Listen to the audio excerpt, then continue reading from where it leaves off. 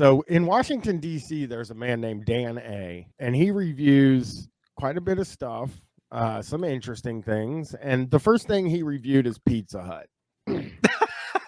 I'm familiar with that Washington establishment. I don't know where you find Pizza Hut in DC. You got to be way out in like Northeast or something. Dan A. said, 1 star. The person who helped me was not professional or nice. He was literally screaming at me, not talking. Extremely unfriendly and aggressive. I waited inside the store for a long time and he didn't even give me my pizza. He was talking French or whatever language that was. My pizza was really dry and cold when I finally got it. I won't come back. So this guy, the way he's sort of, the situation as he's painting it is he walks into this fucking Pizza Hut and this fucking French guy just starts screaming at him in his face. And then he sits there waiting for his pizza. The guy just doesn't give it to him for a long period of time. Yeah. Okay. This sounds like a trip to Paris. This sounds great. Yeah. I mean, I will say, like, French people maybe do sometimes talk a little bit louder. French Canadian people definitely, but not. I don't know. I don't know that he's really painting this. I think he might be lying a little bit or changing around some details here. I think people pay 35 euros for this experience around. Well, he did. He is painting it as though he didn't say anything to the guy before the guy started talking loudly. I think would be what I believe. Like they often do this. They leave out the part where the thing they did caused the. Yeah, where they're a weird dick, where they've like asked him 3 times, "Where's my pizza?" Like at 30-second intervals. Like he's just like he walked in and the guy's like, "You fucking American piece of shit!" Like just screaming at him. Oh wait, slap. Oh no, that's not it. It's a flub. Shit. Nope. Oh! There it is.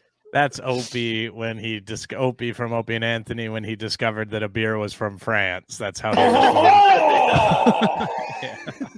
My kind of guy. Yeah.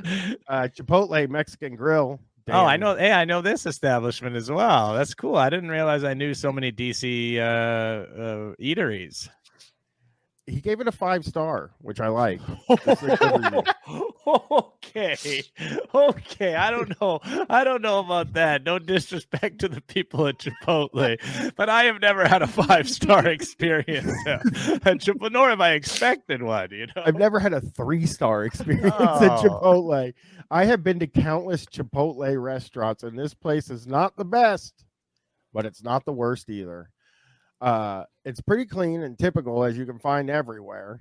They will get you in and out fast, which is something I like. Everything he's saying could be written by AI. Yeah, and so he's described every Chipotle in the world. Yeah, it's not even the best one, and it's 5 stars. And he likes them because they're quick. The fast casual restaurant is prompt.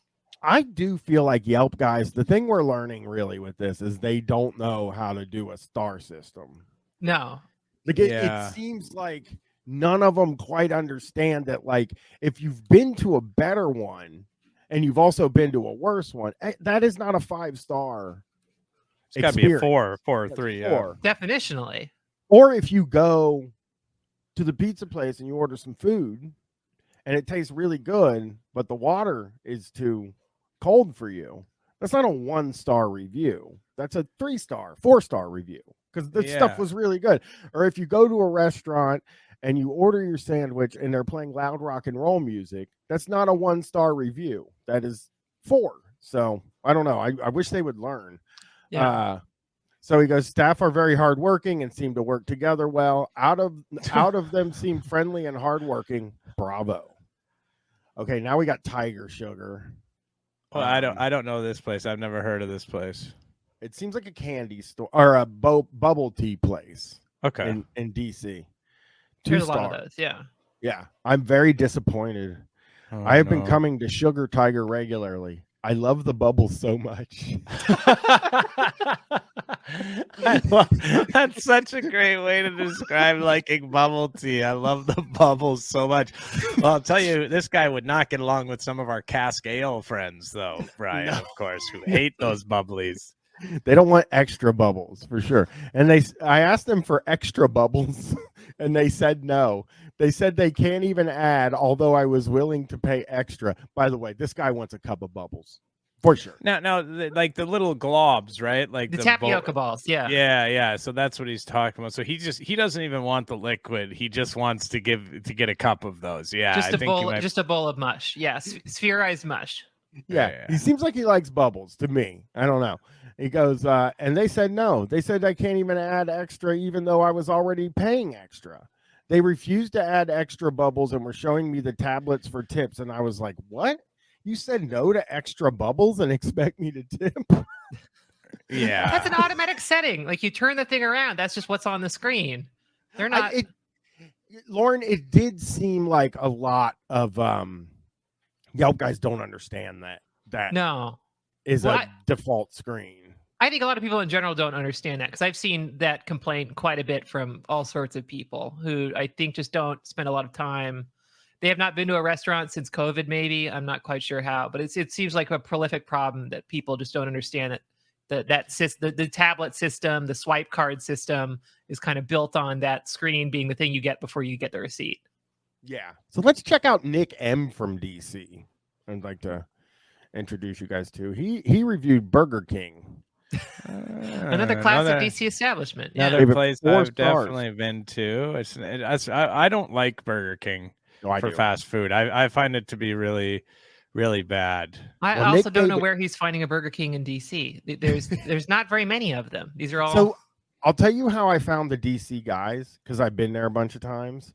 I looked at Adams Morgan and then scrolled through a place until I find a weird guy, and then found him, and then went in. So be careful though. When Bryan says he's been to a place a bunch of times, this is maybe like one or two times.